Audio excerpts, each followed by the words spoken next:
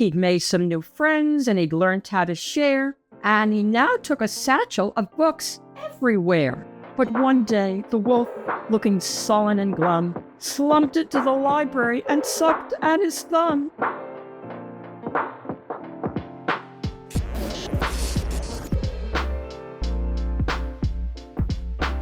Hi everyone, welcome to the Reading Den with Shen, and I am Shen. Today I'm going to read with you and your family a wonderful modern-day fairy tale called A Hero Called Wolf by Lucy Rowland and illustrated by Ben Mantle. I want to give a special shout out today to Megan from New York City, USA. Wow! There once was a wolf who was mean and quite hard, who turned things around with a library card. He'd made some new friends and he'd learned how to share, and he now took a satchel of books everywhere. But one day, the wolf, looking sullen and glum, slumped into the library and sucked at his thumb.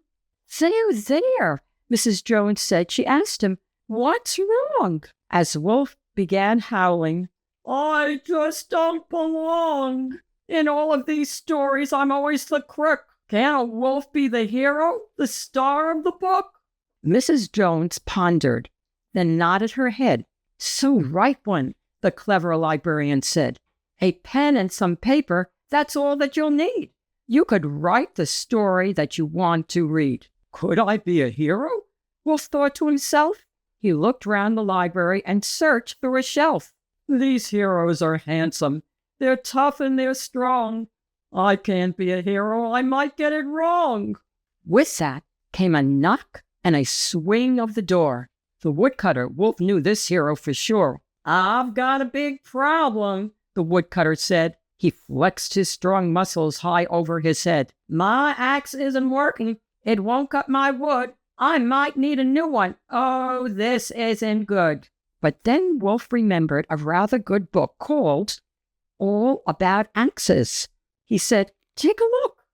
The woodcutter thanked him and started to read, while outside a knight had arrived on her steed. This hero was shiny. She looked rather tough. She rushed through the door in a bit of a huff.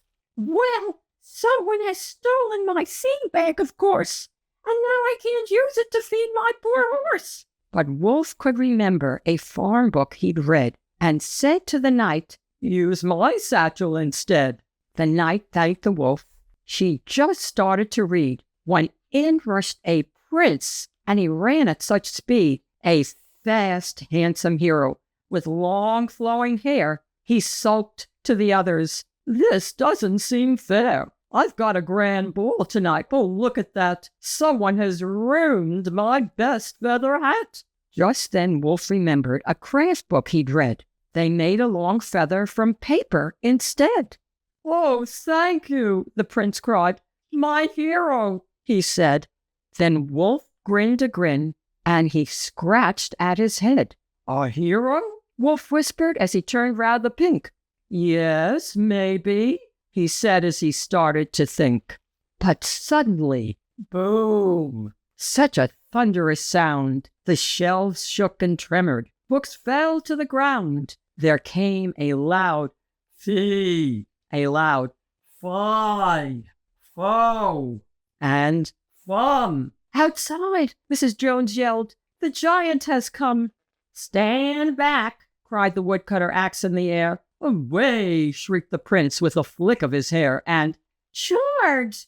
yelled the knight. "Now you leave us no choice." "Stop!"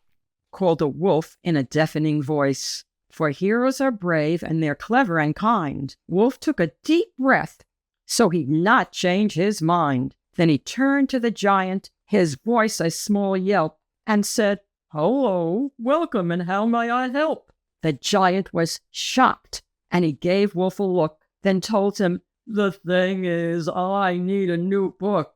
I've read all my books, and I'm ever so old. I've heard all the tales that have ever been told." "Not this tale," the wolf grinned. He picked up a pen as Mrs. Jones gave him some paper again. "Sit down," the wolf said on the soft forest floor.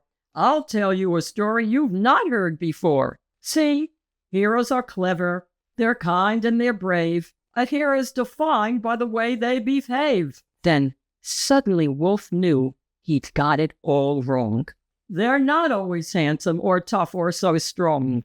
The woodcutter prince and the shiny knight too sat down with the giant while Wolf thought it through. He wrote Hero Wolf at the top of his sheet, and there on his face spread a smile so sweet. A hero at last! It was rather exciting. He took a deep breath, and then Wolf began writing. The end.